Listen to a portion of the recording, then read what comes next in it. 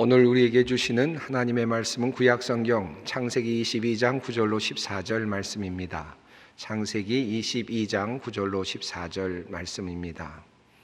이 계시의 말씀을 봉독할 때 다 함께 살아계신 하나님의 음성을 들을 수 있기를 바랍니다. 하나님이 그에게 일러주신 곳에 이른지라. 이에 아브라함이 그곳에 제단을 쌓고 나무를 버려놓고 그의 아들 이삭을 결박하여 제단 나무 위에 놓고 손을 내밀어 칼을 잡고 그 아들을 잡으려 하니 여호와의 사자가 하늘에서부터 그를 불러 이르시되 아브라함아 아브라함아 하시는지라. 아브라함이 이르되 내가 여기 있나이다 하매 사자가 이르시되 그 아이에게 내 손을 대지 말라. 그에게 아무 일도 하지 말라.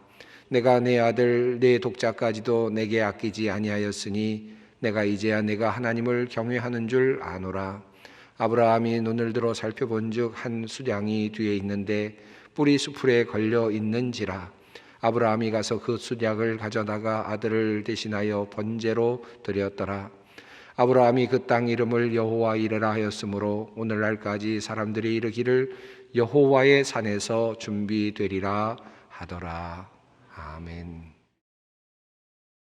오늘 본문 말씀은 여러분이 너무나도 잘 아시는 말씀이죠. 아브라함이 100세에 얻은 아들 이삭을 하나님께 바치는 장면입니다. 그 중에 절정의 장면을 오늘 본문으로 읽었습니다.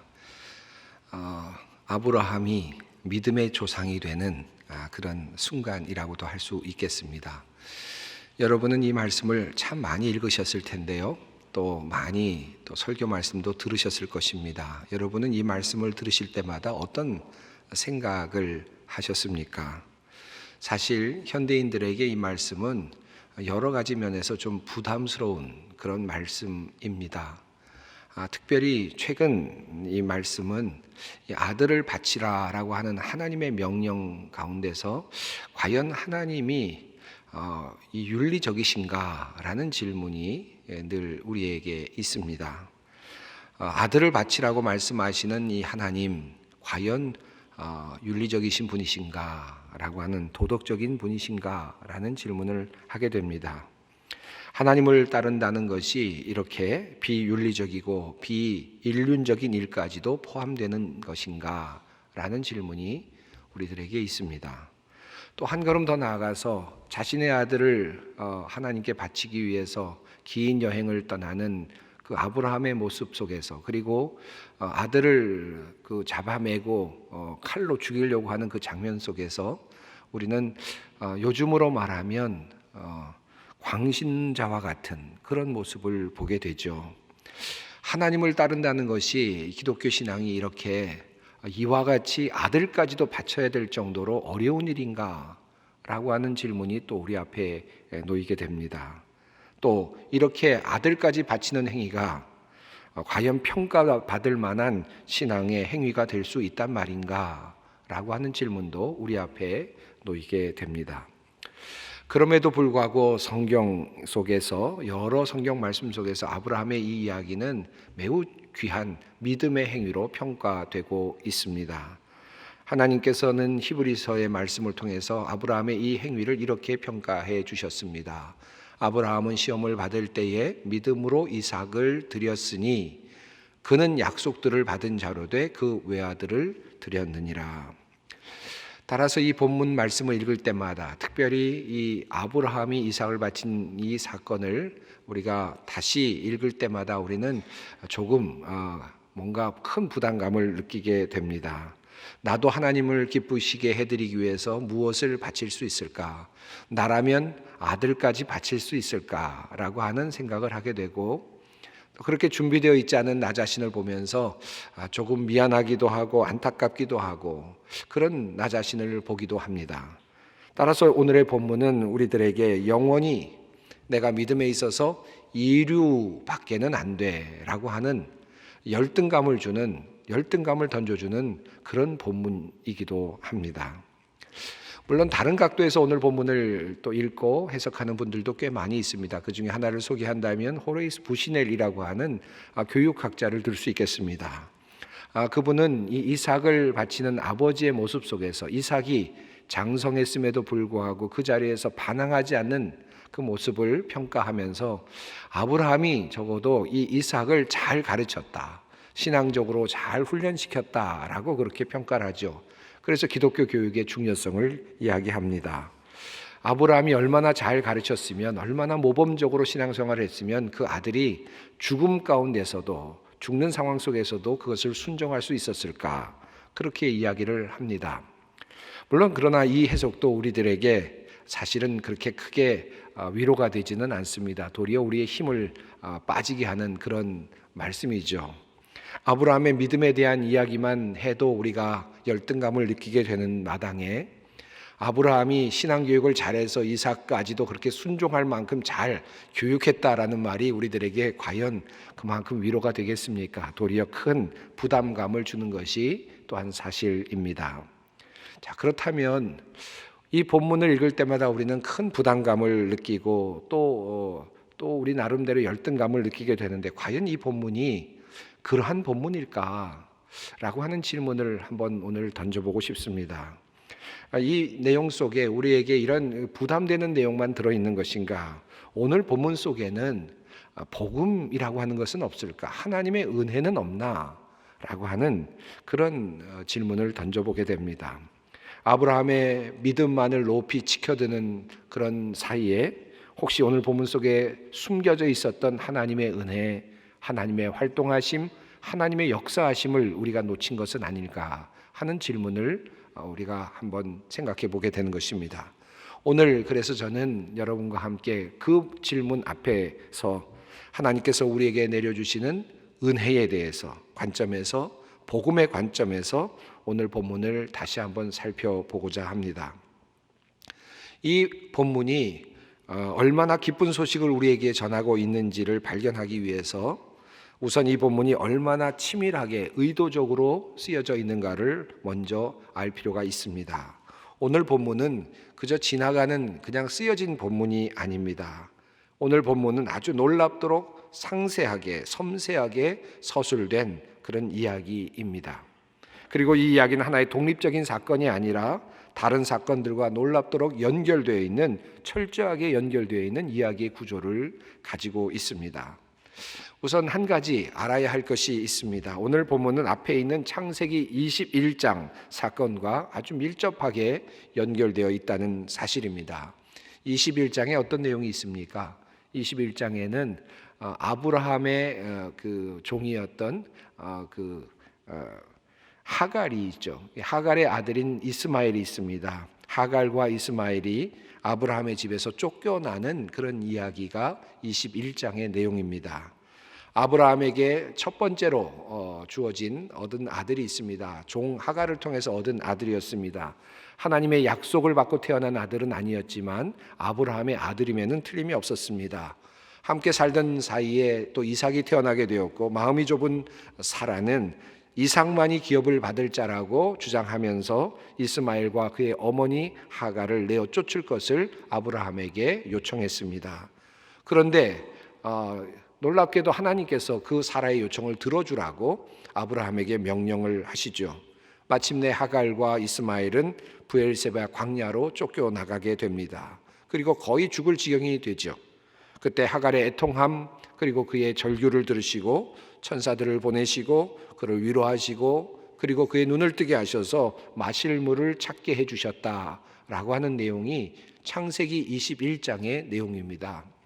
그렇다면 창세기 21장의 내용과 22장의 내용이 어떤 공통점을 가지고 있을까요? 22장은 아브라함이 이삭을 바치는 내용인데 어떤 공통점을 가지고 있습니까? 사실 상당히 많은 공통점이 있습니다. 우선 생각할 것이 있습니다. 두 본문은 모두 아브라함의 아들과 관련된 이야기다라는 것입니다. 그리고 더 나아가서 본문 속에서 아브라함은 한결같이 자신의 아들을 포기해야 하는 문제에 봉착하게 됩니다. 다시 말해서 21장에서 아브라함은 자신의 첫 아들이죠. 첫 아들인 이스마엘을 내쫓아야 하는, 이스마엘을 버려야 하는 그런 문제에 부딪힙니다. 그리고 22장에서 아브라함은 또다시 자기 자신이 100세에 얻은 아들, 가장 귀중한 아들, 약속으로 얻은 아들 이삭을 하나님께 바쳐야 하는 또 다른 문제에 부딪히게 됩니다. 또 다른 공통점이 있습니다. 21장과 22장은 한결같이 하나님의 비윤리적인 요구로부터 시작이 되고 있다는 사실입니다. 21장의 경우는 앞서 말씀드린 것처럼 사라의 요청으로 시작됩니다. 이스마엘을 쫓아내라는 것입니다. 가족인 이스마엘, 아브라함의 아들인 이스마엘을 쫓아내라는 그런 요구였습니다. 마찬가지로 22장의 경우 하나님께서는 아브라함에게 자신의 아들, 100세에 얻은 아들 이삭을 제물로 바치라는 그런 요구였습니다. 하나같이 아들을 내놓으라는 요청이고 결국 죽게 만들라고 하는 요청이었습니다. 있을 수 없는 그런 요구입니다. 비윤리적이고 비인륜적인 요구이기도 합니다. 또 다른 공통점은 두 가지 사건 모두 사랑을 확인하려고 하는 의도가 내면에 깔려 있는 사건이라는 것입니다. 21장의 경우 사라는 아브라함이 정말 사라를 사랑하는지 자신만을 사랑하는지 그것을 알고 싶어 합니다. 그래서 첩과 그의 아들들을 내어 보낼 것을 요청하죠. 사랑을 확인하고 싶어하는 출발점에 서 있습니다. 그리고 22장의 경우에서 하나님께서 아브라함이 정말 자기 자신이 100세 얻은 자식을 내어놓을 만큼 하나님을 사랑하는지를 보고 싶어 하십니다. 이것이 또 22장의 내용이죠. 결국 21장은 아내가 남편을 사랑하는 사랑의 확인하는 과정에서 일어났고, 그리고 그 과정에서 소외된 자, 버려진 자 이스마엘과 하갈이 존재합니다. 역시 22장은 하나님이 아브라함의 사랑을 확인하는 과정에서 일어났고, 그리고 그 과정에서 소외된 자, 버려진 자 이삭이 존재하게 됩니다. 조금 더 도표를 보면서 조금 더 자세하게 그 공통점을 한번 살펴보겠습니다. 우선 21장 말씀입니다. 저 여종과 그 아들을 내보내십시오. 그렇게 사라가 이야기했을 때 하나님께서 말씀하십니다. 사라가 너에게 말한 대로 다 들어주어라. 이것이 21장의 내용이죠. 22장에 보면 내가 너에게 알려주는 그 산에서 그를 번제물로 바쳐라 라고 하는 내용이 있습니다. 하나는 이스마엘을 버려라 라고 하는 내용이고, 또 다른 22장의 내용은 이삭을 버려라 라고 하는 명령입니다. 그리고 이어지는 내용도 흥미롭습니다. 이야기의 전개 과정이 비슷합니다. 다음 날 아침에 일찍이라고 이렇게 21장이 되어 있는데 22장도 비슷합니다. 아브라함이 다음 날 아침에 일찍 일어나서 이렇게 이야기가 전개됩니다. 그리고 준비하는 내용이 이어지고 있습니다. 21장에서는 아브라함이 먹거리와 그리고 물 한 주머니 가죽 부대를 하갈에게 주면서 하갈이 떠날 준비를 하도록 만들어 줍니다. 떠날 준비를 해주는 아브라함의 모습이 21장에 나오죠. 22장도 마찬가지입니다. 아침에 일어나서 일찍이 아브라함은 번제했을 장작을 준비합니다. 21장에서 떠나는 사람은 하갈과 이스마엘입니다. 엄마와 아들이 떠나고요. 22장에서는 아버지와 아들 아브라함과 이삭이 떠납니다. 둘 다 사실은 아들을 잃을 수 있는, 그리고 목숨을 잃을 수 있는 그런 여행이었습니다. 참으로 흥미로운 것은 이 이스마엘과 이삭이 모두 한결같이 죽음 직전까지 이르렀다는 사실입니다. 21장 16절을 보면 이스마엘이 물이 없어서 마실 물이 없어서 죽어가는 모습을 우리가 확인할 수 있습니다. 그리고 그것을 보면서 애통해하는 엄마의 모습, 하갈의 모습이 나타납니다. 죽을 위기에 있는 이스마엘, 그리고 그것을 보면서 애통해하고 있는 하갈입니다. 22장도 마찬가지죠. 22장에는 그 감정적인 그 선이 잘 나타나고 있지는 않지만 이삭의 경우를 한번 생각해 보시죠. 이삭을 바쳐야 될 시간이 다가옵니다. 아브라함이 자신의 아들 이삭을 묶어서 제단 장작 위에 올려놓습니다. 칼을 들고서 아들을 잡으려고 합니다. 아들은 지금 죽을 위기에 처해 있죠. 그때 아브라함의 마음은 어떠했겠습니까? 아마도 설명되어 있지는 않지만 21장에 나오는 하갈의 마음과 다를 바 없었을 것입니다. 이스마엘도 이삭도 모두 죽음의 위기에 있었고, 그리고 그것에서 그 옆에서 보아야 하는 하갈, 아브라함, 엄마, 아빠의 모습은 그대로 같은 구조를 가지고 있습니다. 위기가 일어났을 때 드디어 하나님께서 적극적으로 이야기 속으로 진입해 들어오십니다. 21장 17절은 하나님께서 하나님의 천사, 하나님의 사자가 하갈을 부르며 말합니다. 22장에서도 그때 주님의 천사가 하늘에서 아브라함아 아브라함아 하고 그를 부르게 됩니다. 천사가 부르는 내용이 똑같습니다. 그리고 선포되는 내용이 이렇습니다. 아이가 거기 누워서 우는 저 소리를 하나님이 들으셨다. 22장은 이렇습니다. 내가 하나님 두려워하는 줄을 내가 이제 알았다. 여기에는 하나님의 인식의 차원이 동일합니다. 하나님이 들으셨다. 하나님이 아셨다. 하나님께서 인식하셨다라고 하는 사실입니다. 천사들은 한결같이 아이라고 하는 표현을 사용합니다. 21장 18절에서 아이가 우는 소리라는 표현이 나오고 22장에서 그 아이에게 손을 대지 말라라고 표현이 되어 있습니다. 아주 21장과 22장이 마치 평행선을 긋듯이 그렇게 아주 구조적으로 아주 치밀하게 연결되면서 이야기가 전개되고 있다는 말씀입니다. 이어지는 천사를 통한 축복의 말씀도 비슷합니다.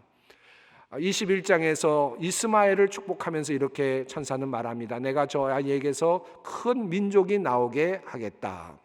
창세기 22장에서 아브라함을 축복하시면서 내가 반드시 너에게 큰 복을 주며 너의 자손이 크게 불어나서 하늘의 별처럼 바다의 모래처럼 많아지게 하겠다. 이렇게 축복의 말씀도 동일하게 나타나고 있습니다.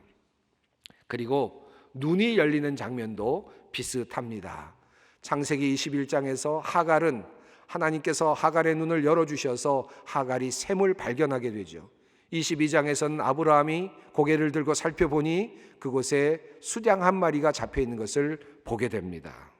결국 21장에서는 이스마엘이 하나님의 도우심으로 살아나게 되고 22장에서는 이삭이 하나님의 도우심으로 살아나게 됩니다. 부엘세바라고 하는 장소의 이름도 사실은 동일하게 나타납니다. 21장에서 22장에서 공통적으로 나타나고 있습니다. 조금 장황하게 비교를 했습니다. 제가 말씀드리려고 하는 중요한 내용은 21장과 22장이 매우 정교하게 어우러지면서 쓰여졌다라고 하는 사실입니다. 다시 말하면 22장은 단독 본문이 아니다라는 뜻입니다. 단독 본문으로 해석하기보다는 21장과 22장의 흐름 속에서 함께하는 본문의 해석으로 이 본문을 해석할 필요가 있겠다라는 말씀입니다. 이 두 말씀, 이 창세기 21장과 22장이 우리에게 구조를 가지고 우리에게 전하고 있는 말씀의 메시지는 무엇이겠습니까? 우리는 흔히 그 아브라함의 믿음을 너무 지나치게 지켜 세우게 되는데 그것은 어쩌면 22장의 본문을 단독으로 따로 세워서 보아왔던 결과일지도 모르겠습니다. 21장과 연결하여 생각해 본다면 조금 다른 관점도 드러날 수 있을 것입니다. 여러분은 이 두 가지 본문을 통해서 무엇을 발견할 수 있다고 생각하십니까?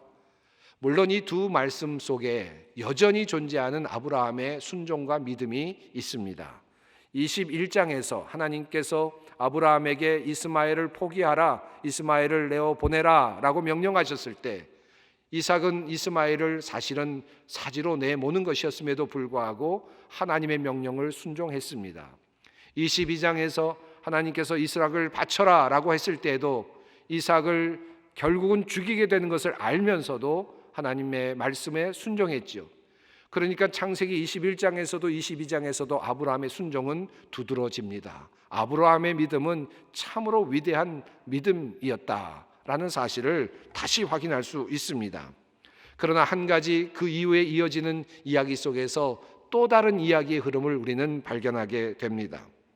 하나님께서 하나님의 사람들을 돌보시고 그리고 함께 하신다라고 하는 사실을 우리는 두 이야기의 흐름 속에서 공히 발견하게 됩니다. 다시 말해서 우리를 위해서 하나님께서 무엇을 하고 계시는가, 무엇을 하셨는가를 우리는 이 본문 속에서 배울 수 있다는 말씀입니다. 우선 21장의 내용은 하나님의 뜻을 이루어가기 위한 과정 속에서 일어난 인간과 인간 사이의 마찰에 관련된 내용이 나타났습니다. 사라는 아브라함이 자신과 이삭만을 선택해 주기를 원했습니다. 결국 아브라함은 사라를 선택하게 되었고 하갈과 이스마엘을 버려야 하는 상황이 되었습니다. 실패자가 생겨나게 되었고 버려진 자가 생겨났고 그리고 억울한 자가 생겨났습니다. 하나님께서 그렇다면 이스마엘을 버리셨는가? 하나님께서는 하갈을 버리셨는가? 이야기의 흐름은 그렇지 않습니다. 하나님께서 하갈을 내어 보내라, 이스마엘을 내어 쫓으라 라고 하는 것을 명령하셨지만 하나님께서는 그 실패자와 같은 사람, 버려진 자와 같은 사람, 억울한 자와 함께 하셨음을 성경은 분명하게 보여주고 있습니다.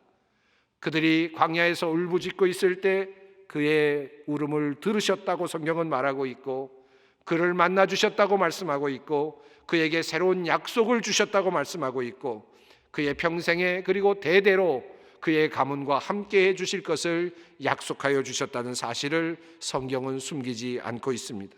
하나님은 한마디로 도우시는 분이십니다. 약속 밖에 있는 사람까지도 하나님은 도우시는 분이십니다. 22장도 마찬가지입니다. 22장의 내용은 하나님과 인간 사이의 이야기죠. 하나님을 기쁘시게 하려고 노력하는 한 인간의 모습이 두드러집니다. 아브라함은 자기 자신의 아들 이삭까지 바치면서라도 하나님과의 관계를 유지해 나가려고 합니다. 하나님을 두려워합니다. 하나님을 경외합니다.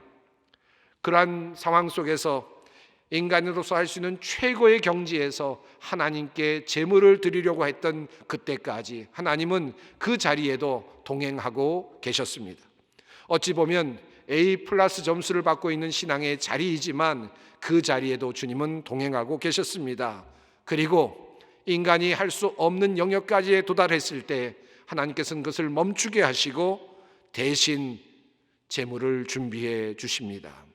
하나님께서 또 도우시는 분으로 나타납니다. 버려진 자에게도 하나님은 도우시는 분이시요 믿음이 투철한 자에게도 하나님은 도우시는 분으로 나타납니다. 오늘 본문을 가지고 많은 사람들이 아브라함의 믿음을 이야기하면서 아들까지도 바치는 믿음이 있어야 한다고 말합니다. 우리가 그것을 배워야 한다고 그렇게 이야기하죠. 물론 우리는 그것을 매우 중요하게 보아야 합니다. 그러나 그것을 가지고 열등감을 가지고 보는 것과는 달리 오늘 본문을 연구하는 많은 성서학자들은 오히려 오늘의 본문이 고대 근동을 살던 사람들에게는 하나의 해방 선언과도 같았을 것이라고 그렇게 진단하고 있습니다.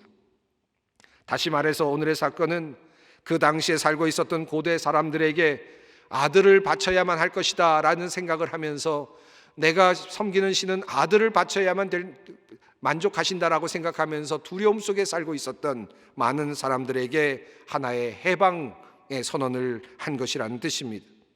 당시 고대의 근동 지역에는 자신의 아들을 잡아 바치는 행위가 매우 흔하였습니다.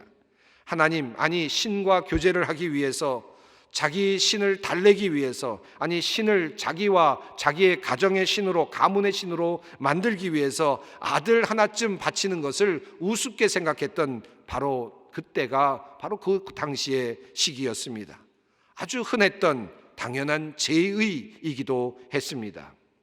학자들은 오늘의 본문이 그런 상황에 살고 있었던 고대 근동의 사람들에게 하나님은 이스라엘의 하나님은 그와 같은 아들의 제사를 더 이상 원하지 아니하신다라는 사실을 알리는, 그래서 많은 사람들에게 해방을 선언하는 그와 같은 하나님의 명령이요 하나님의 뜻의 선포라고 그렇게 진단합니다. 그리고 이 말씀은 사실 그 이상입니다. 우리 하나님께서는 이 사건 속에서 아주 놀라운 이야기를 해 주셨습니다. 그것은 바로 여호와의 산에서 준비되리라 라는 말씀입니다. 여호와 이레의 신앙이죠. 하나님과 인간 사이에서 아브라함은 하나님께 온전한 예배를 드리기 위해서 최선을 다했습니다. 하나님께 순종하기 위해서 최선을 다했습니다. 자신의 아들을 바치기까지 최선을 다하시지요. 그런데 하나님께서는 그 자리에서 그를 멈추게 하시고 재물은 내가 손수 마련할 것이다 라고 그렇게 선언하십니다. 왜 하나님께서는 이와 같은 선언을 하십니까? 물론 이삭이 아까워서일 수도 있겠습니다만은 신학적으로 생각해 본다면 이삭을 바친다고 한들, 인간인 이삭을 바친다고 한들 하나님과 인간 사이의 화해는 이루어질 수 없는 것입니다. 죄인을 바치는 것이, 죄인의 아들을 바치는 것이 결국 아무리 아브라함이 의로운 사람이라 할지라도 원죄를 가지고 있는 아담의 후예인 아브라함이 제사를 드리는 것만으로는 하나님과 인간 사이의 온전한 회복을 이룰 수 없다는 것을 주님께서 아셨기 때문입니다. 인간이 할 수 있는 최고의 단계인 자기의 아들을 아낌없이 바치는 그 아브라함의 그 모리아 산의 그 제사의 자리에서 최선은 다했지만 결과적으로는 하나님과 인간 사이의 관계를 온전하게 이룰 수 없다는 사실을 아시는 주님께서는 그 자리에서 멈추도록 하시고 하나님께서 예비하신 제물을 바치도록 하십니다. 그 번제물이 무엇입니까? 바로 예수 그리스도이십니다. 아브라함은 자신의 아들 이삭을 바치면서까지라도 하나님과의 교제를 만들어내기를 원했지만 하나님께서는 그 모든 것을 중지시키시고 진정 하나님과 인간 사이에 중재를 하실 수 있는 진정한 제물을 손수 마련하십니다. 그분이 바로 예수 그리스도이십니다. 아브라함의 눈으로 발견하였던 그 숫양, 그것을 가져다가 하나님께 드렸던 그 제물은 바로 예수 그리스도의 전조입니다. 세례 요한은 예수님을 만났을 때 이미 그것을 봅니다. 그는 이렇게 고백합니다. 보라, 세상 죄를 지고 가는 하나님의 어린 양이로다. 그러므로 본문은 우리에게 우리의 노력을 이야기하지 않습니다. 우리의 희생을 말하지 않습니다. 자신의 아들을 바치라고 하는 요구를 하지 않습니다. 도리어 오늘 본문은 그 정반대입니다. 아들을 바치라고 하는 그 요구를 듣는지 그것을 실행하는지를 보고자 하시는 하나님이 아닙니다. 우리를 시험하시는 하나님이 아닙니다. 전 재산을 바치는지 그것을 보시고 함께 하시겠다고 말씀하시는 그런 하나님이 아니십니다. 하나님은 스스로 제물을 준비하시는 분이십니다. 물론 아들을 바치라는 청천벽력 같은 요구로 이야기는 시작되었습니다. 하지만 결과는 하나님의 은혜입니다. 하나님의 은총입니다. 하나님께서 인간들이 드릴 예물을 손수 준비하십니다. 사랑하는 성도 여러분, 오늘 이 본문의 말씀을 통해서 참된 자유를 누릴 수 있었으면 좋겠습니다. 소망을 볼 수 있었으면 좋겠습니다. 아들까지도 바쳐야만 한다라고 하는 혹독한 그런 요구가 아니라 우리의 믿음의 여정까지 우리와 함께 하시는, 그리고 정말 우리가 필요할 때에 그것을 대신 공급해 주시는 하나님, 멀리 광야로 나아가서 물이 없어서 애통해하고 힘들어하고 절망하고 있을 때 물을 공급해 주시는 하나님, 하나님과의 진정한 제사를 원하며 최선을 다하고 있을 때 그럼에도 불구하고 부족한 것을 대신 준비해 주시는 하나님, 그 하나님을 우리 모두 볼 수 있게 되기를 원합니다. 여호와의 산에서 준비되리라. 우리를 위하여 우리 주님은 준비하십니다. 기도하겠습니다. 우리를 위하여 독생자 예수 그리스도를 이 땅에 보내어 주신 하나님, 우리를 사랑하시되 죽기까지 사랑하심으로 율법을 이루어내신 예수 그리스도를 생각하며 우리의 하나님께 감사와 찬송을 올려드립니다. 우리의 힘으로는 도저히 이루어낼 수 없는 율법의 요구를 이루어내시고 우리에게 구원의 은총을 허락하여 주셨습니다. 우리의 삶으로, 우리의 물질로 우리가 어떻게 하나님을 기쁘시게 하여 드릴 수 있겠습니까? 그러나 예수 그리스도의 온전하신 희생을 힘입어 주님께 나아갈 수 있는 은총 주시니 감사합니다. 주님의 은혜 십자가 굳게 붙잡고 구원의 감격 속에서 살아갈 수 있도록 우리를 인도하여 주시옵소서. 우리 주 예수 그리스도의 이름으로 기도드리옵나이다. 아멘.